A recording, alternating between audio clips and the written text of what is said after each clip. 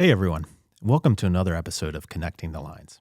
I was reading an article the other day that mentioned how the U.S. alone has over 640,000 miles of high voltage transmission lines, 6.3 million miles of local distribution lines. These are crazy high numbers when you actually stop to think about it, especially considering there's only about 120,000 line workers in the U.S. And these are the men and women on the front lines of the power grid, the ones responsible for constructing and repairing power lines, oftentimes during extreme weather conditions. So in this episode, we're going to explore what it actually means to be a lineman and how the profession has evolved over time. And joining me today to discuss these topics are two people who have a combined 90 plus years of electric utility experience, not to age you guys. So we've got John Sawka, who has over 55 years of utility industry experience, first as a lineman, and then decades of experience as a product demonstrator and trainer, and also the most popular person at any lineman's rodeo that you go to. And we've got Craig Bean, who has over 35 years of utility industry experience as a lineman, general manager, and as a trainer. He's had extensive experience in line construction, maintenance, and storm response.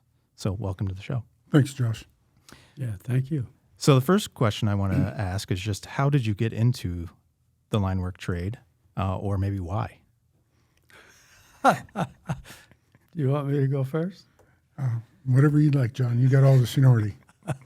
Well, it was kind of funny, or to me it was amusing, and as I look back on it, it was really amazing. I grew up in western Pennsylvania. My father was a coal miner, and it didn't really happen, but we said that your diploma, your high school diploma, have a roadmap to either Washington, D.C., Cleveland, or Detroit. And mine had Cleveland on it. So after going through different job shops, and I've actually worked downtown, W.S. Tyler. So wire must have been a future for me because we did weaving of wire, cutting wire, doing all that kind of stuff. Anyway, from there, worked at W.S. Tyler, blah, blah, blah. And then I was a chemical operator for Pillsbury making artificial sweeteners. Didn't like the job, but I liked the money. $8 an hour plus, all the overtime you could stand because only 4 people to run the whole thing. So we vision, time off, vacation, whatever else.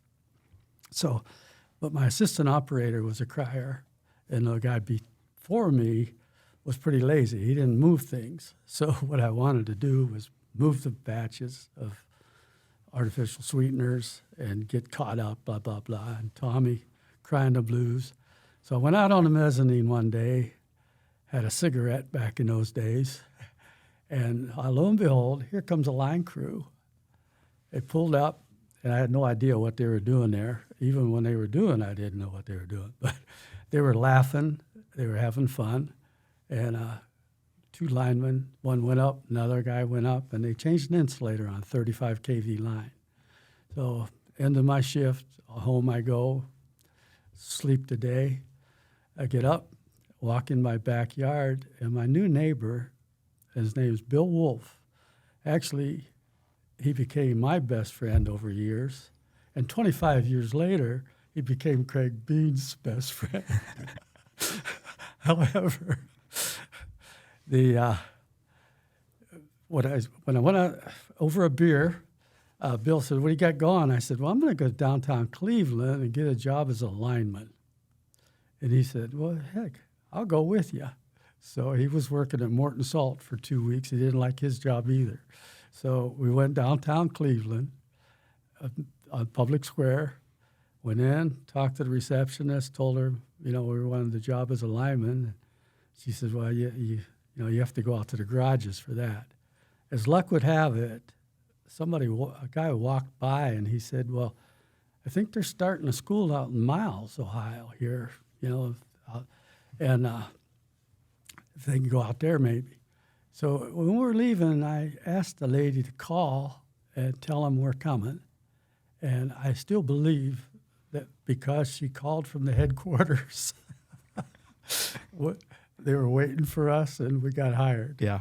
And so it was, and it was good. We really enjoyed it. 6 weeks For the training. of the training. And Craig said that they had that 6-week training up until 02 or so. Yes. Yeah, so that's but they didn't think at the end of 6 weeks you're going to be a lineman. Right. And I did work on some of those classes up to 16 people. That's another story. But after the 6 weeks, they always told us you can't. They knew we were out in an Eastern District, and they said we get people out here all the time. Linemen go through the school and then they transfer east. So if you're going to do that, we don't need you. Well, no, we won't do that. But at the end of the school, we worked at Miles a little while, worked in Babbitt Road, and then out to Concord. And So you saw these guys, they were working, and you made that decision. So what drew you to, seeing these guys change out an insulator? was a lot of looked like they were having fun. They were kidding each other. They were, they were yelling and just doing all kinds of stuff, and they were actually having fun while they were working. Right. Yeah. Yeah, that's a big part of it. So we're going to get into some of that. Craig, what about you? How did you get in? One of the great things in this business, and there's a couple things of it, but one of them is nepotism. The business has quite a bit of nepotism in it, simply from the fact there's not a lot of people who want to do line work. It's carried down through tradition. And In a good way, right? You're Yes. saying nepotism, there's a lot of family. yes, a lot of family in it. And my wife's grandfather started in 1939 for Cleveland Electric Illuminating. He worked 42 years there. My father-in-law worked 36 years there. And then that's how I got in, was through my father-in-law. And I had to start off as a meter reader to be able to get into the line department at that time. But still today, I have a brother and a nephew that are both in line work for CEI. And I went through a 7-week line school. And when I completed that line school, we went out on what we call feeder crews, just rebuilding 20, 30-mile a line. And that's where I met Bill on that job there. And after those feeder crews were done, I stayed primarily with Bill and his crew when we went back to the shop to do normal work, everyday quote-unquote work. And that's how I got in. I certainly passed it down to my brother, and my brother passed it down to his son. And so there's shops out there that have fathers and sons, brothers, nephews, and so that's a huge part of the business. So you both went through the training. So what is that like? What are you doing during that training? And is it different back then than it is today? In my class, there was a lot of climbing. That's how they kind of filtered you out. You went to a tryout for a weekend, see if you liked it, if you could make it. And you did a lot of climbing. You went to a pull yard. You learned different knots, different riggings, how to make connections, landing cross arms and setting poles. And, today what I see is different is the equipment has advanced so much that you don't need climbing as prevalent. That climbing is certainly the basis of a lineman. That's a foundational block. But there's a lot of equipment now today and ways of getting equipment into these locations that we couldn't do years ago that have advanced this business. And so that's kind of what has changed about this is the advancement of equipment. But in my case, we would come back to school every 6 months for 2 weeks on up through. Okay. So let's say you're working on a crew and you have a new apprentice that's part of that crew. What's the one thing above all else that you want that person to know or understand if they're new? Pay attention. Ask questions and don't be thin-skinned. Okay. Well, let's get into that a little bit. So I've got personality and mentality of line workers. So there's definitely a certain type of person that's drawn to this type of work. So what is that? What is that personality of a line worker? I think loving the outdoors, not going to the same place every day. The camaraderie, it really. I called a friend of mine over the weekend that I hadn't talked to since Bill McLaughlin's funeral. And he's 87 years old. And we got talking about all the old guys. And we talked that there was 2 truck drivers left at Concord that they were hired out as a truck driver. And they don't have truck drivers anymore that I know of at any utilities. No. And then they had digger operators, and that's all they did. They were digger operators.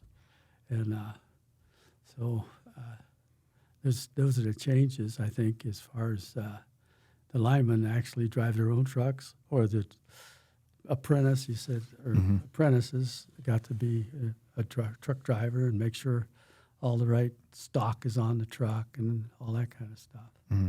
So, what about mental aspects? I mean, in some ways, you either have to be fearless, I guess, or at least put that in the back of your mind, because you're dealing with things, you're at heights, you're dealing with electricity that could kill you or harm you. So is there a certain aspect that you have to have a certain fearless mentality, or at least understand that? You certainly have to respect it. Mm-hmm. I wouldn't say you want to use fear, but you have to respect it. You have to rely, and one of the great things about line work is that it's passed down. You don't read it through a book. So what John teaches me, I'll teach the next person. And you have to rely on your training, good solid work practices, having the right equipment for the right job, the right cover-up, doing the little things each day, such as testing your tester, testing your rubber gloves every day before every use. So it's very routine. Yes. But the flip side of that, if you learn from someone that learned from someone else that it really wasn't a good practice to do it a certain way, that gets carried through till somebody says, you can't do it that way because, and a reason for it. But that's one of the hardest things that I think both of us have when we're working with linemen, is if they've been told different than what we explain, they don't take to it very easy. Trying to retrain someone. Yeah, but on the most part, they are open-minded. Mm-hmm. But we had 2,400 and 5 kV that we worked off a pole. That's pretty common. Once we get into Y system, 7,200, 13.2, none of that's done off the pole, except off a diver board or a platform that you stand on. It's insulated. The rest of it has to be out of a bucket truck. Okay. So back in the 60s when I started, they had 2 bucket trucks.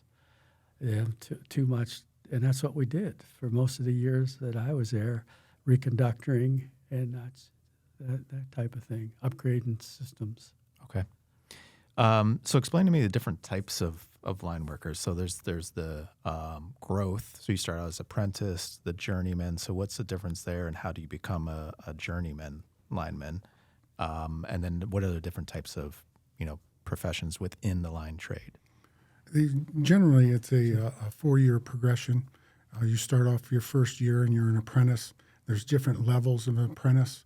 And some areas it goes by time, some areas it goes by a number of hours worked for you to reach that plateau of a journeyman. There's some testing, both written and hands-on through the course of that time until you become a journeyman.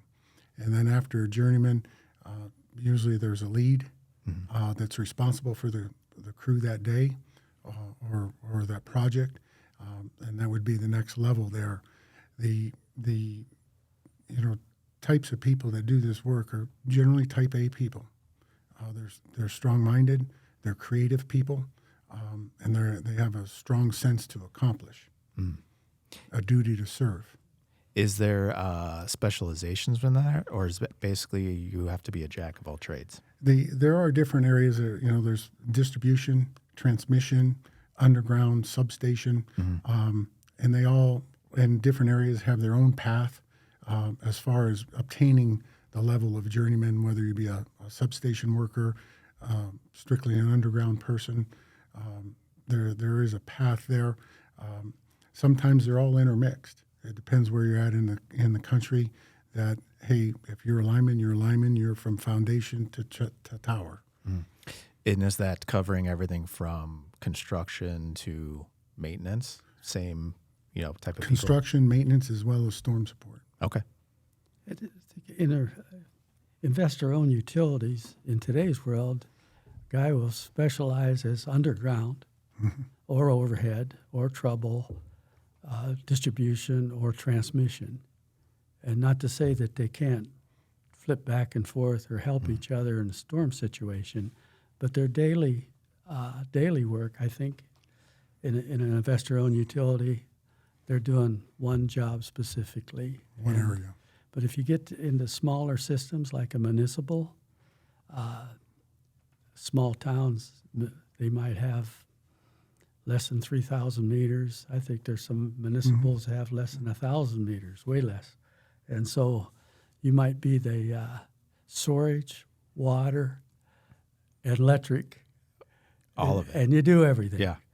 But they usually have an agreement with a local utility that they can help out with setting poles, do this, doing some other things. Okay. Or a contractor, local contractor that they work with. So let's talk a little bit about the community and culture. I've been around a lot of linemen, seen them, talk to them, and it is, just way different than a lot of other professions. Just the brotherhood, the family oriented. You even talked about how you got into it was because these guys were having a good time and that kind of stuff. So explain that to me. Why is this a profession that has such a good camaraderie? For the amount of time that these folks spend together in the truck, working storms, going out of town, away from their families, being with their coworkers, it creates a bond there that is pretty inseparable, pretty dependable. Even though a man's in the air working, the guy on the ground has to be watching out for him. Mm-hmm. You can't be daydreaming, looking in a different direction, making sure that his moves are safe. They're very team oriented. Correct, and that provokes that camaraderie. That they, even though they work so many hours during the week, come the weekend, they'll stop and get together and have a few laughs along the way. There are some pranks played through the day and through the weeks as they work, especially on the younger folks that are on the crew. But that builds that camaraderie that lasts for years, and you'll maintain a friendship lifelong. Mm-hmm. So why do you think that it's so generational? Is that just because kids see it from their parents, like that it's a very welcoming environment, or why do you think it continues to be passed down? There's a lot of pride in this work. You got to figure people are working this in the middle of the night when the weather's at its worst. We're all tucked under our sheets. Right. And the amount of pride it takes to to provide that service. Mm-hmm. And when you see your father doing that, right, that's what you want to do in life. Yeah, it's very selfless. And when you see your brother or your cousin doing it, that's what you want to do. So there's a tremendous amount of pride in just doing the work, because not everybody can do it. It's one, not many people can fit the bill. Mm-hmm. Two, some don't want to do it. And three, some just can't do it. So there's an immense, immeasurable amount of pride in it. So John, how has the profession evolved? I mean, you've been in this industry for a long time. How has it evolved since, you said, 1967 to today? Well, most of the linemen that are starting today went to a 1-year or longer school. There are a few 16 weeks where you just get your CDL, learn basic first aid, be able to climb, and then the utility may hire him. It mostly would be a smaller utility would hire somebody, and then they would work their way up the ladder. Like Craig says, it's basically 4 years to become a journeyman. But it's the camaraderie, I think the storm work and the stories. And actually, I know linemen today, they don't work for a utility. They work for a contractor, and they chase storms. That's all they do. They don't. And if there's no storms, they're hunting, they're fishing, they're doing whatever it is they want to do, but they're ready to go. You probably some of your old friends. When the duty calls, they're ready to go. Yeah. One of the areas of growth that I've seen really from my time in it is in safety. The improvement in safety, improvement in the equipment, improvement in the work practices, in the methodology of how to work. Certainly, there's a piece of equipment called backyard diggers. Wasn't so prevalent 30 or 40 years ago. Now, a very prevalent piece of equipment to be able to get inside the gates in the backyard, prevents some climbing, able to dig holes with equipment instead of by hand. Certainly that equipment, as well as the equipment on the pole, reclosures, capacitors, have all been advanced. There's a tremendous amount of electronics involved on these pieces of equipment now. So what's the biggest issue facing the profession today, and maybe even the broader scale electric utilities? As John brought up, There's more retiring There you go. than they're putting out there. So workforce. And I'm not being unkind, but I think there's some people that are getting into the trade that probably, if it wasn't the high dollar, they possibly would have done something else. So less passion I for it. was talking to Bill earlier. I was with a chemical plant. I made $8 an hour. I have things in my thing here. $3.20 an hour until I become an apprentice. And then like a year later, I was making $4.30. So you gave up a higher paying job for it. For it. Mm-hmm. Right. But somebody was looking out for old John because it's been from the first day and the first set of tools I got till today. It's still something I enjoy doing. Mm-hmm. Yeah. Is today more responding to issues or general, work orders, or some combination of both? It's a combination of both. I mean, most areas have a committed amount of O&M work, maintenance work that they have to do through the guidance of commissions. So it's a combination of that work. And then in between all that, when the weather goes bad, that all stops, and you got to get in the trucks and start working around the clock 6-7 days a week, and sometimes going to another utility to help until you get back in that flow of new customer business, as well as capital work, as O&M work. So you brought up a good point on going to help another utility out. So the storm response is a big part of this trade after hurricanes or other natural disasters. How does that process, work? Because I think I read somewhere like after Hurricane Sandy, there was like 60,000 utility line workers that showed up, and there's only 120,000 in the U.S. So half of them went to go do that restoration work. So if you're working at a utility, how does that call go out? How does that happen? Most of the utilities have a mutual assistance agreement in regionally, and they have calls as an impending weather comes in or reactionary after the weather has come in, and they'll ask for 5,000 linemen. They'll come to whatever company and say, hey, can you get us 1,000, 1,200? And then when it gets down to the garage level, there's usually an overtime list, sometimes a separate list for out of town, so everybody gets an equal turn, some facet of that. Never known you had to force anybody to go out of town to work. And then you pack your clothes, you take off to whatever destination. Certainly the first thing is being safe, but having a lot of fun along the way, making some money. That's what you do it for. And the conditions are going to be different. You're going to be set up in staging sites. You may not get in a hotel, so you'll be sleeping in a cot or your truck for a few days. May not hit a shower every day, and that's terrible after a hurricane because it's as humid as all can be in those conditions. Probably not going to eat at any restaurants because they're all out of power. Right. So you're going to be eating out of a chow line. But always a whole number of stories coming out of those of good times and some pranks played along the way. Care to share any of those stories or pranks? They're a lot different today than there was the years that I was out there. Typically, it's 16 hours and 8 hours off. Yeah. In our days, if you had an ice storm and it was significant, you typically didn't reach out to a contractor or bring in a neighbor utility.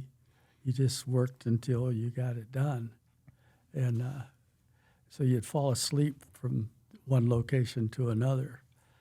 One of the other things, and it's talk about safety, I remember somebody saying it's hot, not it's coming hot.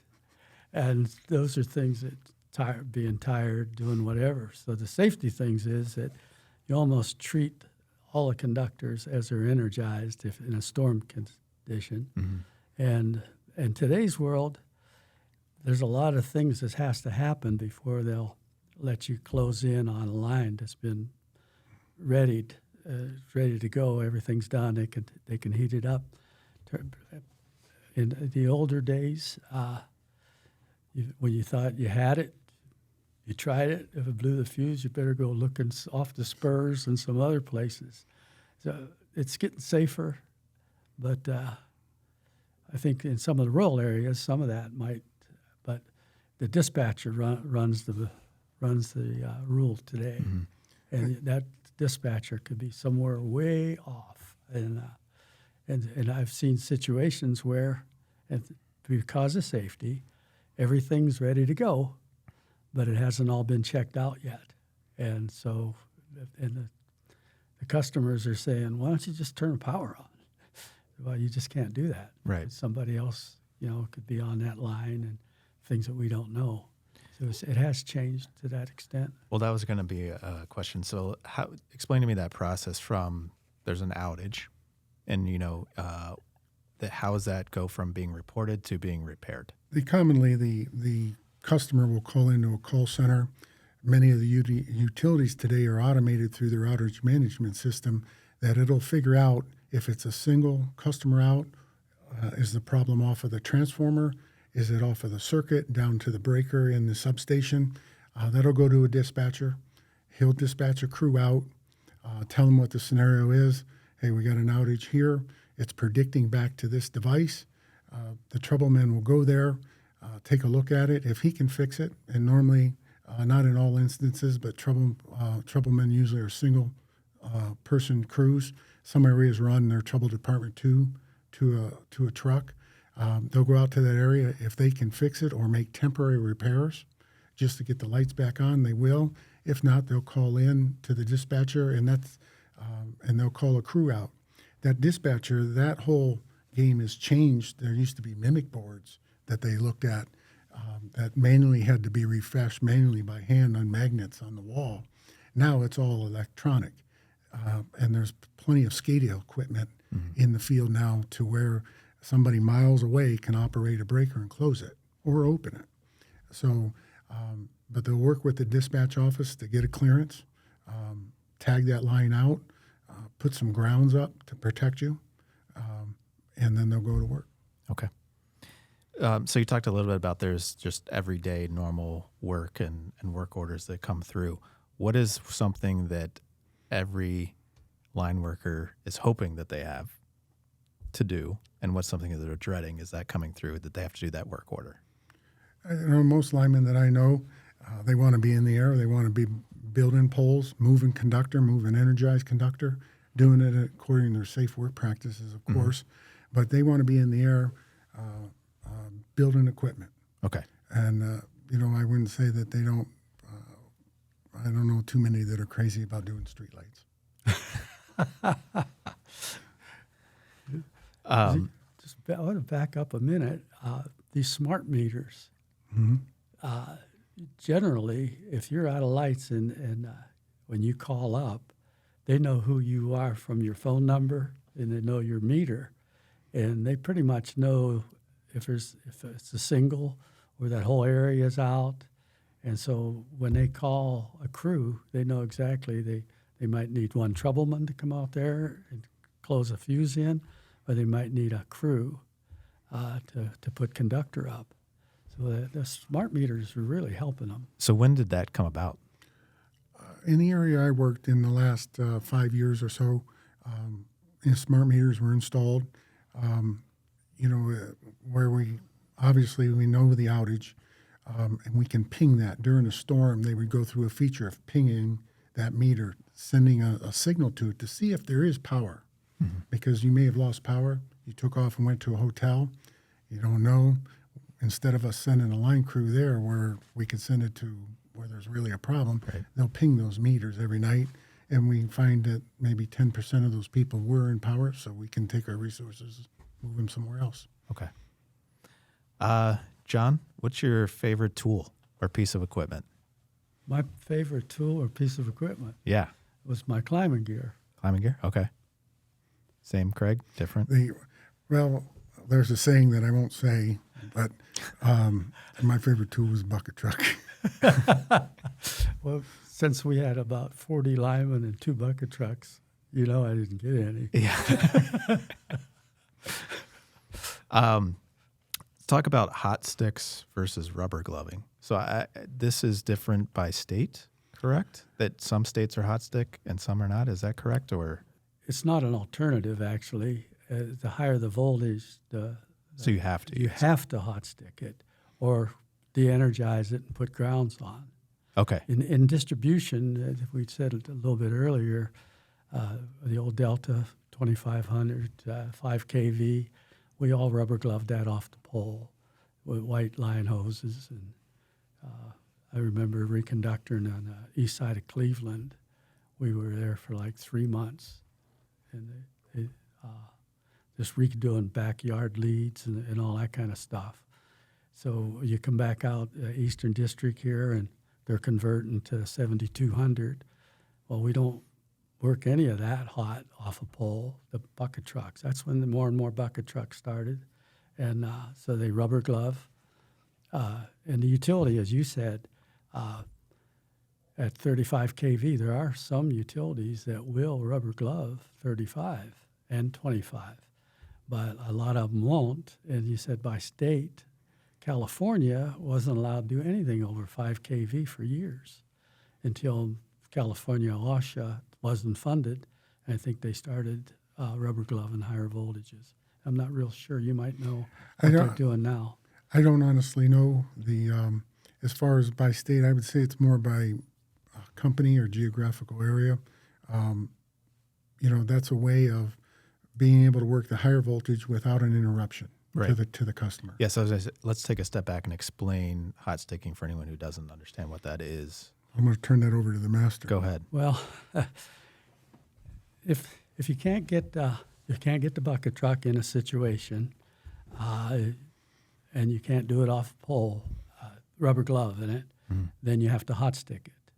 I remember working with utilities so that they could change insulators or just real basic work, because it could take a half a day or longer to do enough switching to de-energize a section of sub-transmission, 35, 46 kV. And so you'll have crews running around doing all the switching, changing, shifting. The lights go out and come back on, and go, what was that? Well, they're shifting, and it's like a short, small job, insulator change out possibly. But then if it's a long way off the road, depending on certain parts of the country, you can't get close to it. So you carry all those tools to do it. But typically, 30 minutes or 45 minutes for an insulator change out. But it's maybe sometime the utility says, well, we just don't want you to do that. We'll de-energize it. People will be out of power, and you change them, put the grounds on, change the insulators, and we'll start it back up. So it's how many meters are on that? How much commercial load there is? Right. How much disruption? Yeah, or a hospital. Mm-hmm. You're not going to just change the hospital, put them out of lights for. I worked in Mexico here about 5 years ago. I did some training. It was for preform. Yeah. We did the training, and the lineman said, "Yeah, we're going to do it." They had a lot of plastic plants and things that if you shut it off, it plugged a lot of things up. To my knowledge, they haven't done anything yet. Mm-hmm. So they haven't done hot works, and they don't want to. And this is far before my time, but many of the hot sticks were developed by linemen. All the attachments, they, once again, creative people. Right. They developed that, built it, brought it in. Because they knew what would work best for them. And through time, and John, in his previous experience, had a lot of time in this, moving from wooden hot sticks to where we're at today with the fiberglass hot sticks. Well, up until about 10 or 15 years ago, there were substations that had still the wooden switch sticks in them. Oh, really? And they somehow fell through the crack or whatever, but they needed to be fiberglass that won't take on the moisture and has a high voltage. 75 kV for wood that was glazed, and 100 kV per foot with fiberglass. Mm-hmm. So you have a better. But the fiberglass is not guaranteed not to carry current. There has been things with. Was looking at these gloves. There was a utility. I won't tell you who, where, when, but they would test their hot sticks daily because we're doing high voltage hot sticking, higher transmission voltage, 345, and so on, and they'd test their hot sticks, and they'd fail. Because there are limits, they had safety value tied in, but they didn't like that fact. I don't know how or when, but they actually put it back to the way that the rubber glove or the leather gloves were made, and that oil from the gloves was getting on the hot stick, and they were failing. Mm-hmm. So, but rubber gloving, and it's usually voltage, is why you decide to. But if the power's on, and you're doing hot sticking for repair, that's good. Everybody still has their lights on. Right. But when the power's out, you might as well you put grounds on it and repair it. Gotcha. Favorite part of the job? Start with you, Craig. The favorite part is probably the storm response, being a part of that, going into an area that is just obliterated, bringing a group of guys in, and working around the clock to get the poles put back, the construction on the poles. The people in the community are very grateful. Right. Very grateful to see you put up some great signs, certainly give you some real good goodies between baked goods and that type of thing, as well as, around that storm response. That's when really that camaraderie builds up. You see different types of construction. In the trenches together. Yep. Right.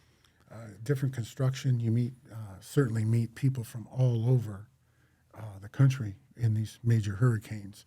And certainly that's my favorite part. John? I think one thing comes to mind in Hellriggles. You know where that restaurant is on Route 20 in Paynesville? Mm-mm. I don't know if it's even still there, but it was one of the upscale restaurants. And my line service supervisor, Bill McLaughlin, you remember Bill? Vaguely. Yeah. Him and the guy that owned it were friends, kind of. We were parked in the parking lot doing a lot of things in that area. And he said, when you get our lights on, the meal's on me. And it was a Sunday. I still remember it really well. And we got everything gone, and we were able to get that feeder on, and we hadn't eaten for like a day and a half other than nabs and whatever else. And so we go into Hellriggles, put our rain gear on the nice chairs, and there's cloth tabletop and all. And we all order steak and everything else, and blah, blah, blah, just because there's no way we're going to eat all of what we ordered, but we did. And we're sitting there waiting, and we're not off the clock, but we're gone home afterwards. Right. So we had a beer and big steak sitting in front of us, and an elderly couple, might have been my age now, I'm not sure, but they skidded through, and the lady looked down and says, well, no darn wonder we don't have any power on. That's great. But we didn't say anything. Least favorite part of the job? Certainly dealing with any injuries, accidents that occur. Certainly that's always riding on your mind to make sure that everyone's working by the good work practices to prevent that. Unfortunately, there's been a few flashes in my time, and unfortunately, I've not been involved in any fatalities. But that is certainly the downer in that end of it. Mm-hmm. John, least favorite? Least favorite? Part of the job. I don't know. I can't come up with. I never did like underground. I used, and when they put me on an underground job because they didn't have enough people, and it was in its infancy back in when I came to Preform first time in 1975. There wasn't a lot of underground, and what we put in a lot of times failed because they were having trouble getting the conductor center the insulation. Mm-hmm. So you'd have a spot where it was real close. Of course, electric's always looking for ground, so it would try. So weeks or just months after you start put a new subdivision in or whatever, all of a sudden it's all blowing up and out. So underground was my least favorite because it's either dusty or muddy. Mm-hmm. And I said I don't want to trade my hooks in for a 5-foot. Okay, so the another big thing about the line work profession is there's a lot of slang terms for things, for tasks, for types of products and stuff like that. So we're gonna have a little bit of a competition between you guys to see if you know all these slang terms or some of them. And in honor of yesterday was St. Patty's Day, we do have a prize. So you do get some beer, which every good line worker would like. I looked at the answers before. All right, so we'll see who gets more of these, and that's who wins the beer. So booger wire. Do you know what that is? I do. Oh, yeah. It's off a transformer. The riser wire.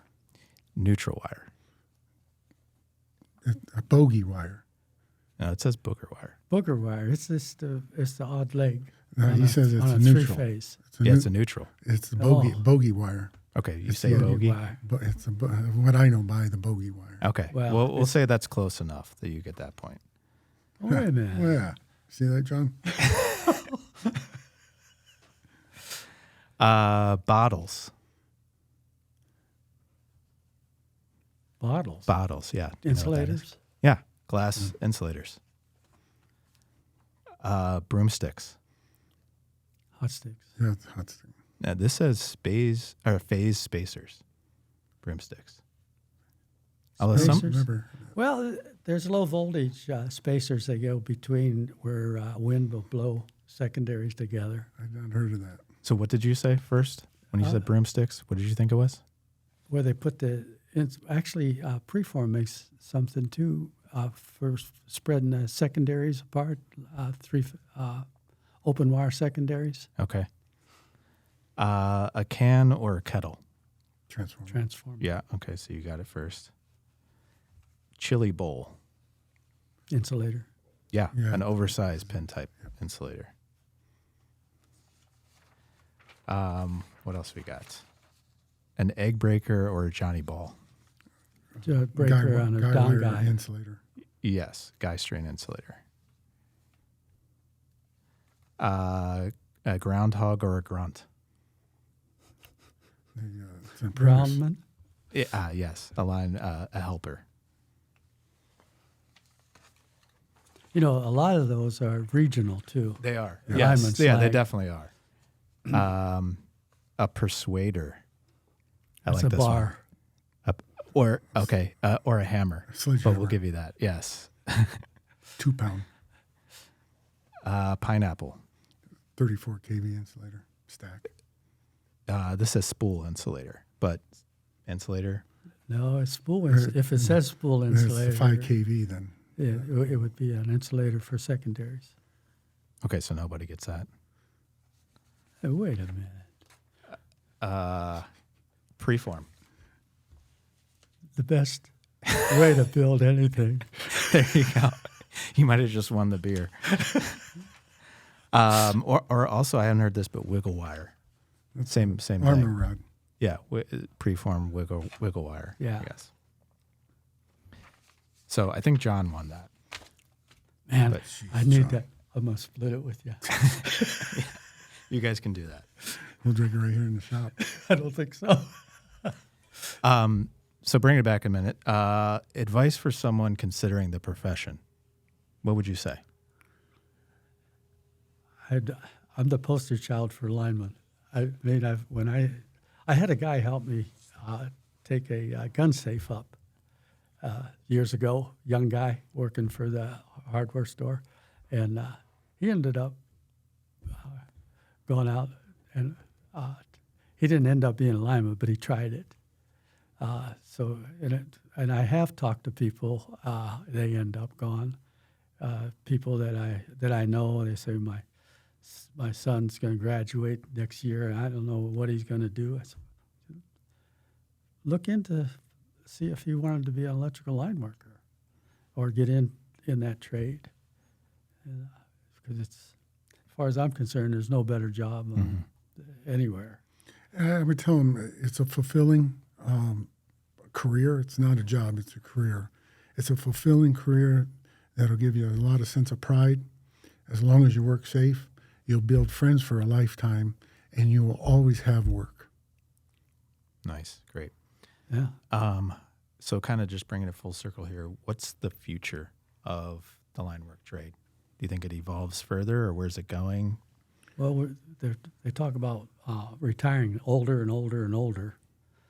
And line workers in not too many years ago, when all this crimping was done with wood MD6. handle, MD6 tools, digging holes where you, like now they make these little devices to get into a gate, dig a hole, set a pole. And in the back days, they were digging it by hand. And to get a bunch of guys together to carry a pole in, or try and drag it in from the pole. Just hard work.